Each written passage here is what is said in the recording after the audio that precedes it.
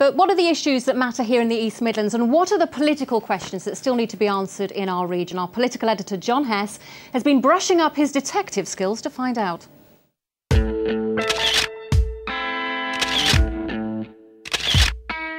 This is the forensic lab at the University of Derby. This is where students learn all that CSI know-how. You may need some forensic skills when it comes to next month's Police and Crime Commissioner elections. To start with, there's something missing.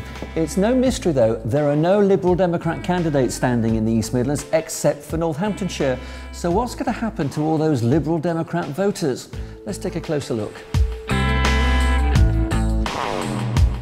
In the last general election, the Liberal Democrats' share of the vote in the East Midlands was just over 21%. In these elections, the two main parties will be desperate to get that Liberal Democrat floating vote. David Cameron has got his fingerprints and his footprint all over these Police and Crime Commissioner elections. It's his big idea. He says it'll make the police far more accountable and transparent. But the big issue in this campaign is whether politics and policing actually make for a good fit. A number of independents are standing. Could it be their breakthrough moment? These elections could end up as a missing person inquiry. There's real concern about the impact of the stay-away voter. I offer in evidence the Nottingham mayoral referendum. Turnout was barely 23%. The AV referendum across the East Midlands last year, turnout no more than 42%, and both polls were held on a warm and sunny day in early May, not in the cold and dark of mid-November. Well, Paul Holmes, you were a Lib Dem MP for Chesterfield for 9 years, and one of the big mysteries, as we've just heard there in John's report, is who will Liberal Democrat voters in the East Midlands opt for? What would be your advice to them? Well, there's an assumption there that they should opt for anybody. I mean, the Liberal Democrats have opposed elected police commissioners when Labour first suggested them, when the Conservatives suggested them, and we think it's a bad system. Are you saying that they shouldn't vote at all then, in an election? If I don't vote in this election, it'll be the first time since I was 18 I've not voted. So will you not be voting? And I really don't know what I'm going to do. I mean, I may well spoil my ballot paper, send it back saying none of the above, because it's pathetic. This idea we need 41 demagogues running police forces and politicising the whole system is just completely wrong. I argued against it when I was in Parliament, and I'm totally against it now. Ken? Well, I'd be against 41 demagogues, which is why I hope people with a serious interest in public services, and there's none more important than the police, or not many, actually take the trouble to find out what the candidates are saying and take the opportunity to have a layman to whom they can hold to account for those things about policing which aren't just the arrest of particular criminals and prosecution. You can't just reject the whole thing, because the old police authorities, frankly, were unknown to the general public. None of my constituents know who's on the police authority. Nobody even knows. Most people don't know what the police authority is. Okay. This is an attempt to get reform subject to democratic accountability. Well, we were talking about these floating Lib Dem voters, weren't we? Keith, are you prepared and ready to pick up them? Absolutely. I'm astonished that Paul is saying that he's going to spoil his ballot paper. There is an election for a very important post. I think people ought to vote and they ought to participate. Can I just pick up one point that Ken mentioned about the cost? This is going to cost £70 million overall, and that would have meant, if it had not been spent on these elections, 3,000 extra police officers. I'm not against what the government is suggesting, and my select committee has produced a number of reports on this. We do need to look at a new landscape of policing.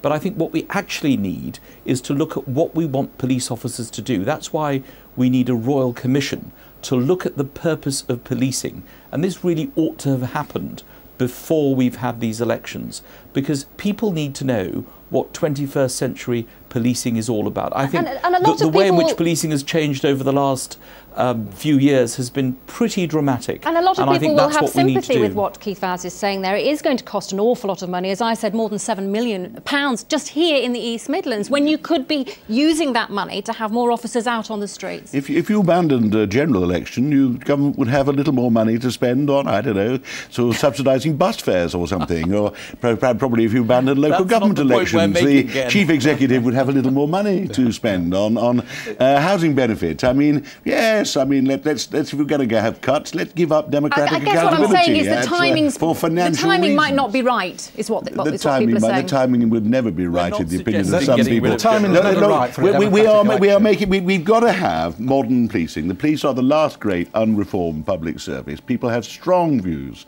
about the kind of policing they want.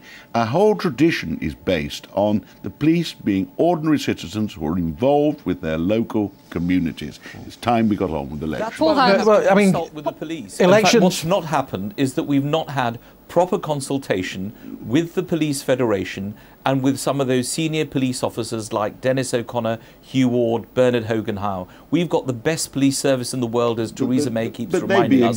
We should be consulting with them before we go on and try and have a completely new but that's nonsense. The Police Federation don't want There's been lots of consultation with the Police Federation and other people. When the Police and Crime Bill was going through Parliament in 2009, we took extensive evidence from chief constables, from the police and from the Police Federation, from all sorts of other bodies. There's been lots of consultation.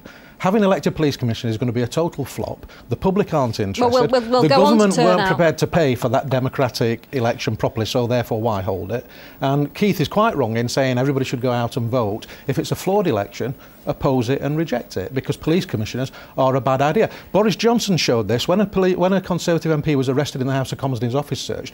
Boris interfered in what was happening in London with the police and announced, oh, there's nothing in this. Now, do we want 41 police commissioners well, this is an issue, isn't interfering with the action of justice because of their own personal whims? This is an issue, isn't it, Keith Vowles? Because all the evidence is that the public want independent candidates so that party politics doesn't creep in. But Labour candidates are standing on the fact that if they get in, they're going to fight the cuts. Well, that is a very, very important issue. Of course, we are going to have up to 20% cuts in frontline services. What the Police and Crime Commissioner is going to have to do under the law is they're going to have to set their budgets. They're also going to appoint the Chief Constable, although no other officers in the local police force. Of course, the Police and Crime Commissioner is going to have to take a view on whether or not central government gives him or her enough resources in order to fight crime. And looking at the budgets that most of the local police forces are going to have, we're going to have a continuation of those cuts because we simply don't have enough money to fulfil frontline services. Ken Clark, so this is very, very important that they're able to do that. How can you ensure that party politics doesn't creep into this post? Because according to the Home Office, this is a post that's not a political party post or representing any one section of the electorate.